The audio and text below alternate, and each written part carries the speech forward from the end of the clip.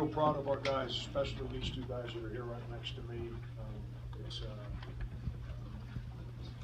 for them to come out, go into an opposing arena in the league with a crazy atmosphere. Credit to the Auburn folks, the atmosphere that's been built here. I remember coming here 3 years ago. You guys have been around me. I don't need quiet arenas. That doesn't help me. I need people screaming, so no one can hear me too much. But for them to come out and play as well as we played, it's a credit to them. And then when Auburn made their push, the two guys that made the plays to help us rebuild the lead, these two guys, and then Michael's offensive rebound, that was unbelievable. But credit these guys. Credit these guys, and a real good win for our guys. Laimo, the last few games had not been especially strong for you. Just what changed today, especially after they had cut it to 5 and you had those two back-to-back baskets? Nothing really. I was just in my place to make the plays, and I did them. Usually, I'm in the right place at the right time. I try to do my best to help the team, and I was there today. The last few games, just what's been kind of holding you back? I mean, you had 3 straight 17-point games early in the year, and then these past few, just what's been the problem? I'm not sure. I'm just trying to figure it out and come back to be the same guy, play the same way in my conference. Kind of the same question for you, but you're really starting to put some good games together. 22-7 today. Are you feeling as comfortable as you've been in a while out there? Yeah. I mean, I've been comfortable all year. It's just that last couple games been my day. The season is having our team is not based on one person needing a good game.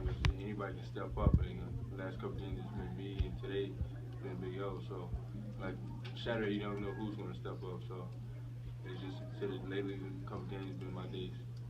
For both of the players, is it clearing a little bit of a mental hurdle for you guys to get off to a strong start in SEC play last few years around here? Been a slow start to league play. Yeah, definitely.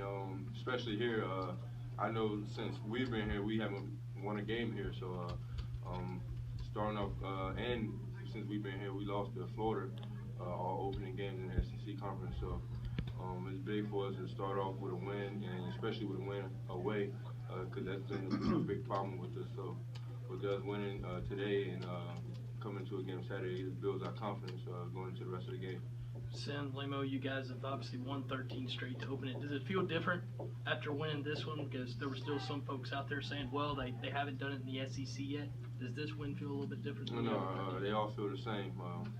We attack every team just like anybody. We focus on it's one game at a time, one win at a time. We don't look at no team no different. We don't look down on no team, no matter who they are. We just come in focused and approach them all the same. Frank, what was it like seeing your team grow up a little bit there with Auburn cut it to 5 and 6 late in the game? You're on the road in this environment, and they're able to kind of push you back up to double digits. It was good. I mean, I wasn't planning on calling the timeout because I wanted us to handle that moment. I called the timeout so I could put Laimonas in the game. I needed to make a substitution. But we've kind of been through this year. Like last year, we never build a 15-point lead. We build an 8-point lead. We get to that 5-minute mark, and then we doubt whether we can win. We wouldn't make a shot. We wouldn't get a stop, whatever it might be. Today, and the previous, 10 or 14 games or so, when teams have made a push at us, our guys have settled down. They haven't worried about the situation. They've worried about the next play. And that's the only thing you can control. You can't worry about that we had a big lead. I told them before the game, they've been through it, they understand. To win a conference game, you have to play 40 minutes. You can't play 38 and then the last 2 minutes. You got to play 40. That's kind of what we did today. We built the lead. Auburn, they're real good. They average 80-some points a game here at home. They come at you. Bruce has done a great job. The atmosphere in that building has become tremendous. It's our guys held the fort down.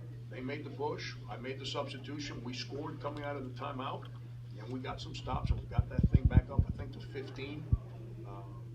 That gave us the cushion we needed to figure out a way to close it out.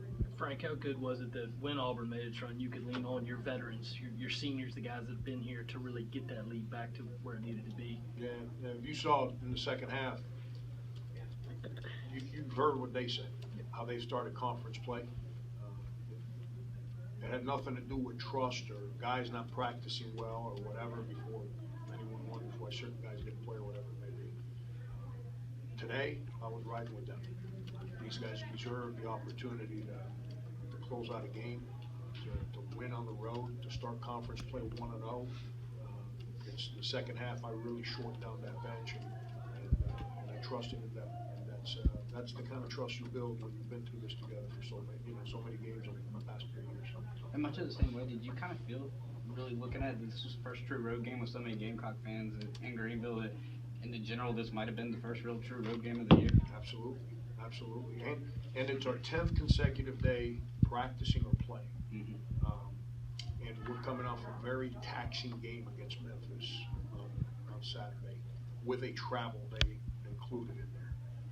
We weren't as we've been this year. We weren't bad. We just looked like a tired team in practice yesterday. So I was worried about this today, but that was another reason why I was sticking with these guys today. When we left this arena today, we're still going to be proud of each other tomorrow morning, win or lose. But I was going to give them the opportunity to get this conference season started the right way because that's what they've earned. Had you seen this coming? Stroman seemed to have his best game of the night. I don't know if you'd seen it in practice a little bit, but he seemed more comfortable and shot the ball well from free throw line. He had 2 incredible practices when he got back from when we all got back from Christmas. And then he went out against Francis Marion and just was very passive and indecisive. He had a bad day. Then he came back and practiced real well. I thought he played his best game of the year against Memphis. And then he came back and he was pretty tuned in practice and obviously out there today, he made free throws. But you know what? To shoot free throws means you got to be aggressive. Guys that aren't aggressive don't shoot free throws. He was aggressive. He figured out a way to attack and more importantly, get us into offense. And defensively, he had his hands everywhere. So he didn't get steals, but there were a lot of balls that he knocked loose that someone else got. So we need Stroh. That's all. Stroh's one of the greatest kids of all time. He is an awesome kid, and he's tough as nails. And I've been dying for him to start having some success in games on the court because we need him to play well.